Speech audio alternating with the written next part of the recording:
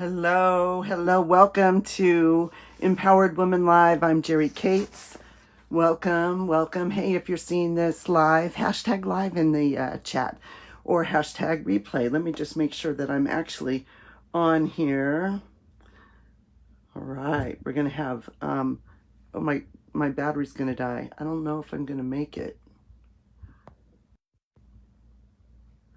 Hey, Debbie, hold on, my battery's gonna die. Hold on a second.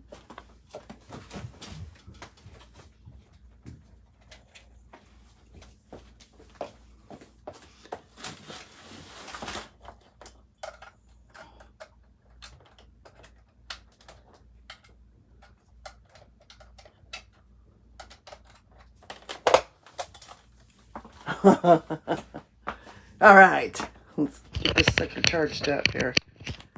All right, that's just too funny. Guess we'll be cutting the beginning of that video off. Hey, thanks for staying. All right, well, I must be on, so let me just take a breath here. Okay, so today we're talking about the failure penalty, why I can't afford to fail. Have you ever stopped yourself from trying something new because you thought of the thought of failing was unbearable? You didn't even take action on it because the thought of failing was bigger than doing it. Do you avoid taking risks, speaking up, or making bold moves because deep down you fear what failure would mean about you? What would it mean about you? If so, you're not lazy or broken. You've inherited a cultural identity pattern that whispers, I can't afford to fail. Dr. Claire Zammit calls this the failure penalty in her women's cultural bias matrix or barriers matrix. Today, we're going to name it, explore it, how it shows up, and start releasing it so you can move forward with courage and clarity. All right. So this is part 5 of a 7-part series, The Cultural Lies We Inherited and the Truths That Set Us Free. Each week, we explore one of the unconscious identity patterns women carry and shift it at the root so you can step into your voice, purpose, and power with freedom. I was trained in this framework by Dr. Claire Zammit, and it was through the Institute for Women-Centered Coaching. This work is based on over a decade of research on how women break free from cultural conditioning and build lives of authentic success and fulfillment by shifting identity, not just behavior. It's shifting at the level of identity.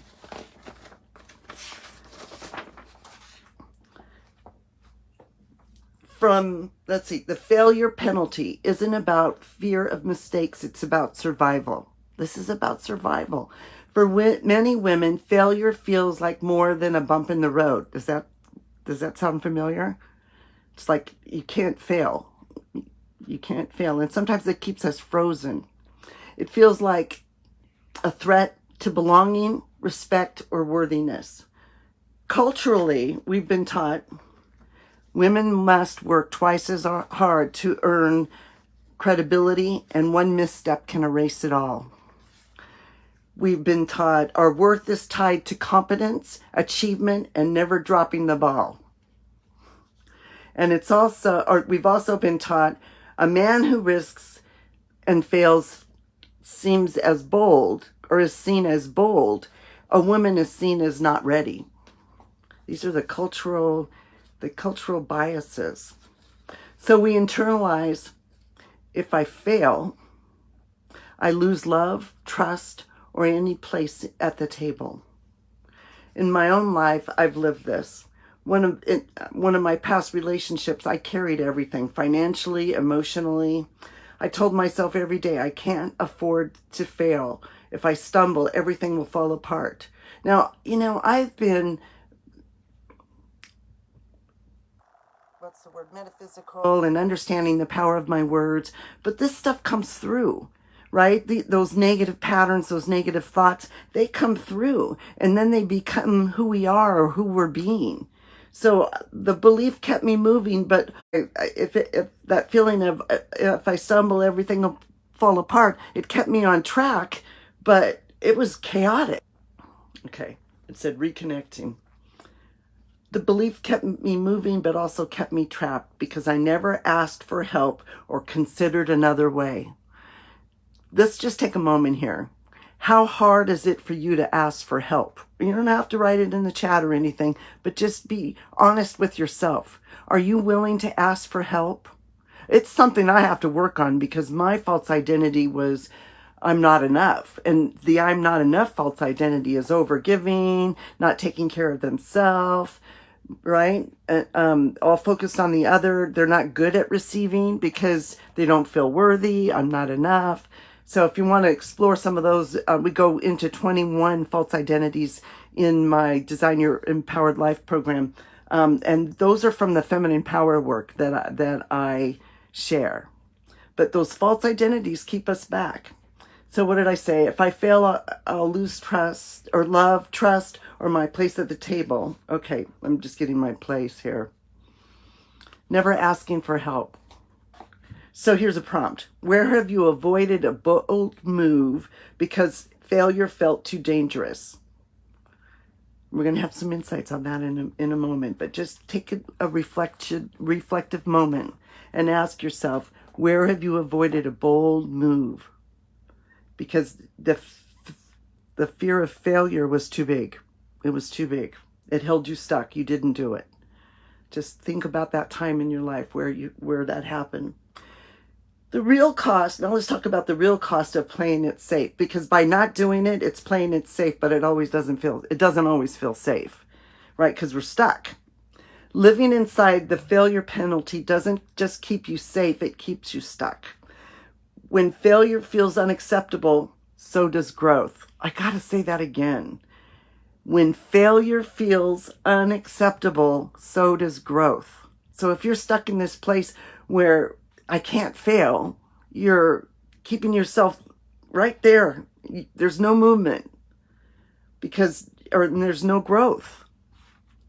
You miss opportunities that could change your career, your relationships, or your creativity, right? You stay overqualified and under-recognized because you only do what you can ace. Only do the things you know you can ace it. You hold back your voice, your vision, and your big ideas out of fear that they might not land. I've done this too. There were times that I had a post or a program or a message, and I'd polish it up for weeks because deep down I feared it might flop, right? I didn't get it going. There was some part of the system or mechanism I didn't initiate because then I could stay safe in that place of being stuck, right?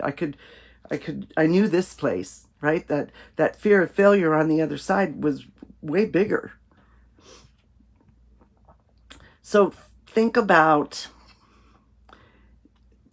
that. Waiting didn't protect me. It just kept me stuck, missing opportunities and momentum.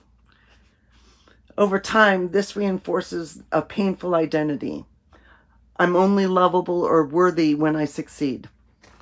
Here's another one. If I stumble, I'll be exposed as not enough. So I think back to when I graduated with my bachelor's degree in nursing, and now I had a A- GPA,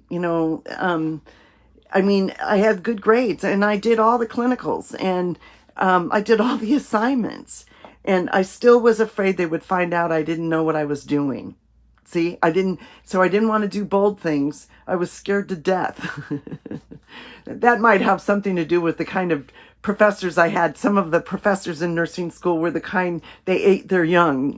They talk about nurses who eat their young. They have to be hard and mean. And the thing is that we don't learn that way, right? I don't learn that way.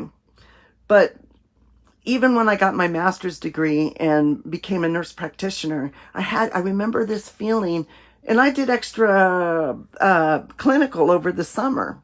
But I remember having this feeling, what if they find out I don't know what I'm doing? Now, in time as a nurse, I got more confidence, and I remember walking down the hall one time and all the nurses were following me. One nurse had asked me, there was something going on with her patient. And so we were talking about it as we're going down the hall. But then I hear all the feet of all the people coming, coming with us. They wanted to see what was going on. They wanted to learn. I had students and nurses. That's when I realized I knew what I was doing. I mean, I didn't have that fear all the time, but I realized that there was validation that I knew what I was doing, that I had something to offer, right? So, hey, Sarah. Even though I had good grades, it was where I kept myself stuck. I don't know what I'm doing. What if they find out? Oh my gosh. And if I'm so busy in that negative loop, where's the self-leadership? Where's the part that says, I'm going to learn from this? I'm going to create something great out of this. There's more of that. We'll talk about it in just a moment. So the truth is, failure is not a verdict. It's not proof that you're less than. It's the soil growth springs from. Failure is the soil growth springs from. I like to say, when shit happens, turn it into fertilizer and grow something beautiful. So when things are going on, think about the times in your life something has happened and you just thought you weren't going to make it through, and you did. So think about another time that happened, and you did.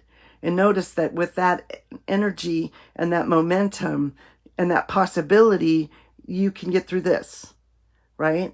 You don't have to live in the fear. So here's a practice. Think of a moment you avoided something meaningful out of fear, the fear that you might fail, and ask yourself, what did I believe failure would mean about me?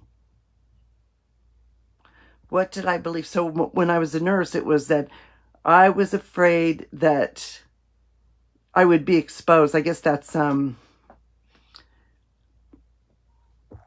syndrome. Right. I was afraid I'd be exposed, that somebody would find out I didn't know what I was doing. I knew what I was doing, though, but I didn't give myself credit. And I think that we do that with ourselves. We stay in that fear and we don't give ourselves credit. We don't acknowledge ourselves for the things that we have accomplished and the things we have gotten through. Yeah. So here's the practice. Thinking of a time when you avoided. What did you believe failure would mean about you? And then here it comes. Who taught you that belief? Where'd you get that? I know where I got mine. Being told I wasn't enough, that I can't do anything right. I remember those old voices. And then what would my future self say? The future self that's the one who's resilient, free, and thriving. What would she say to me now? I love doing future self work, where you step into your future self and she's wise and she knows everything that you long to know. She's on that other side and she has all the answers, and she can give you a gift. She can give you a thought, a message when you connect with your future self, being open and receptive. It also gives you that opportunity to see where you want to be when you're connecting with your future self. But ask her, the one that's resilient, free, and thriving, what would she say to you? Right? What would she say to you? Okay, so the shift from avoidance to aliveness. Freedom begins when we stop equating failure with shame and start seeing it as a sign we're fully alive. I have to say that again. Freedom begins when we stop equating failure with shame and start seeing it as a sign we're fully alive. That's not the normal way to deal with failure and shame.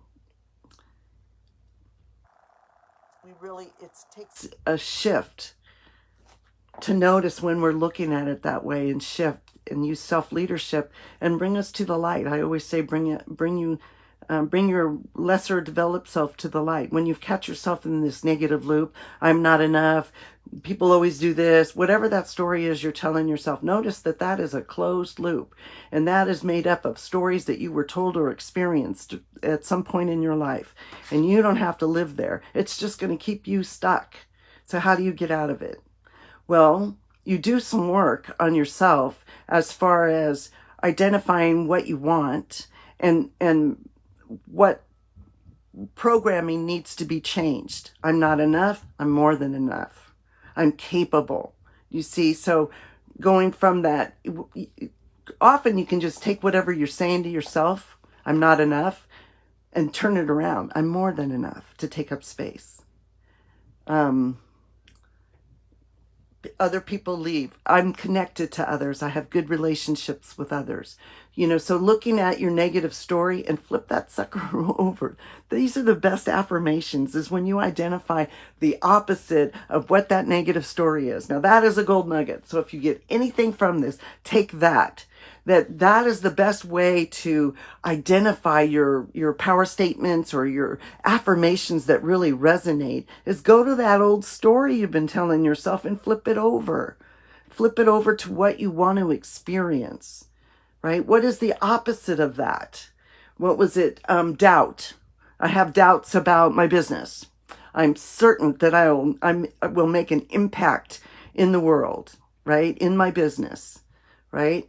I am certain. So the opposite of doubt is certain for me. There might be another word for you, but finding those words that resonate can really make a difference in reprogramming your subconscious, right? With affirmations and power statements. And there's so much more, but it's a good start, because if you're sitting there saying negative things to yourself, you can very easily flip that switch and start talking positive, right? If nothing else, and this is from Mel Robbins, she has that high five technique. So this is a way to get your momentum going, to feel good about yourself. Go in the bathroom and give yourself a high five. Notice when people, you share high fives, people give them to you, you give them to them. Notice how you feel when you're doing that. You're all excited and feel good inside. It's getting that energy up.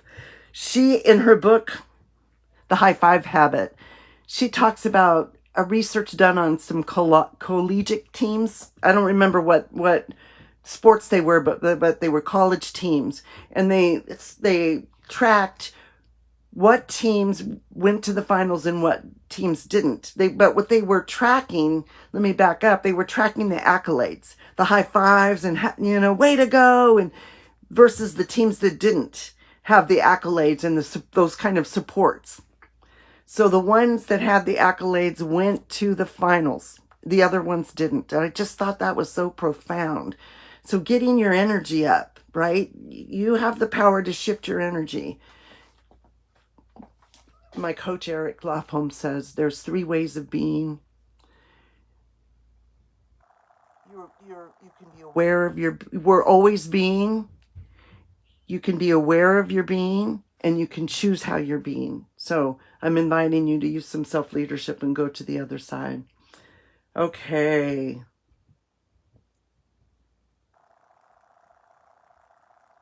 I want to make sure I touched on this. So when you can shift from I can't afford to fail to I can't afford to stay stuck, you take more aligned risks in work, relationships, and creativity. You trust yourself to recover and rise together, or stronger. You trust yourself and rise stronger. And then you move out of paralysis. Ever feel in that paralysis? Maybe you're scrolling or watching TV or just sitting there blank face, just kind of frozen. You have all this to do, and then there's this, you just feel frozen.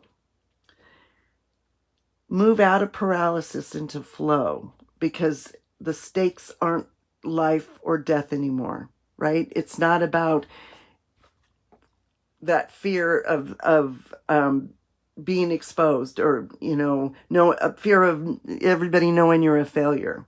So the shift is on connecting with yourself. Do you get that? Do you feel that? There's some tools on connecting with yourself, and here's one for you too. So go ahead and close your eyes if you're somewhere safe to do so, and breathe. Go ahead and put your one hand on your belly. And breathe in, breathe all the way to your belly. And say out loud, it is safe for me to try, to stretch, to stumble, and to grow.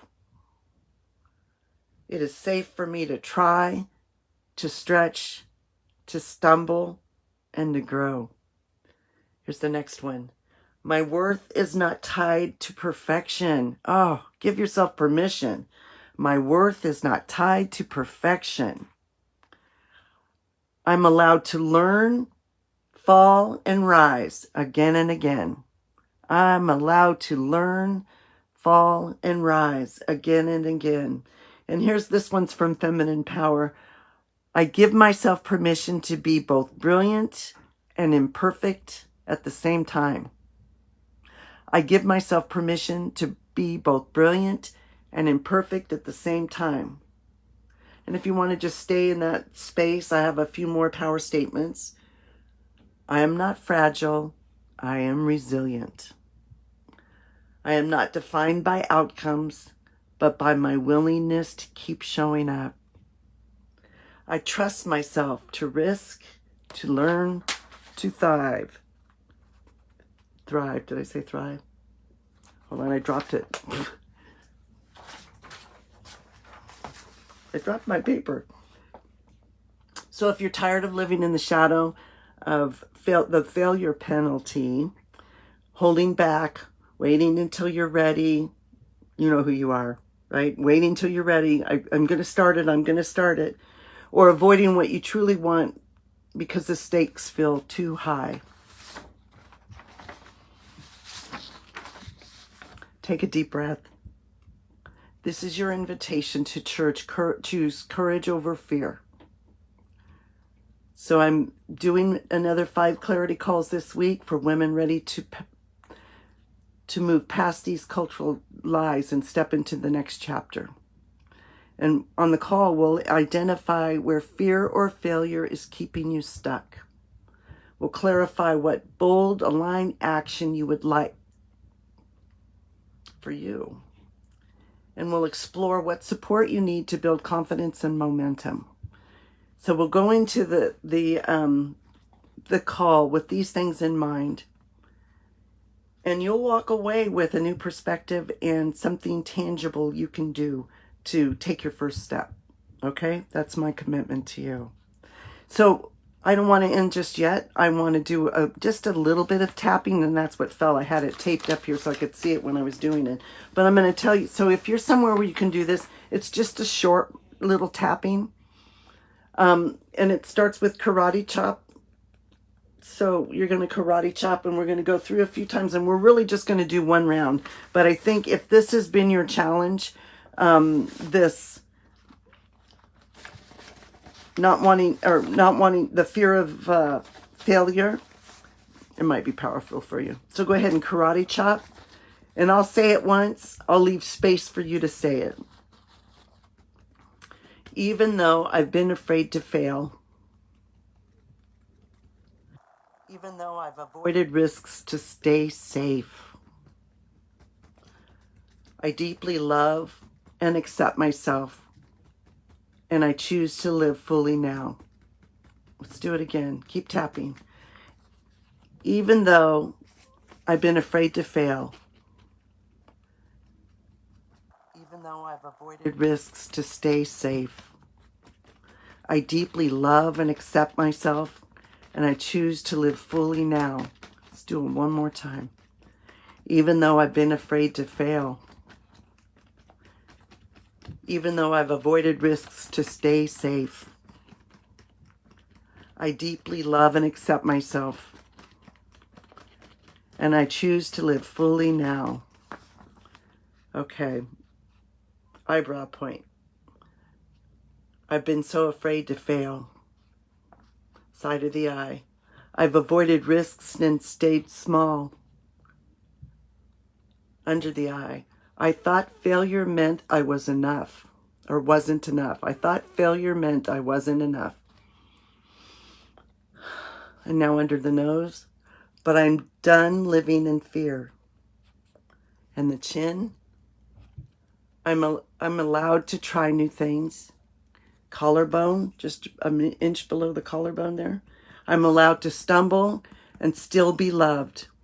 And then under the arm, and all you got to do really is just poke yourself like that. Under the arm, failure is just feedback. Failure is just feedback. Top of the head. And I can rise every time. And then take a deep breath in. And do you notice a little shift in energy?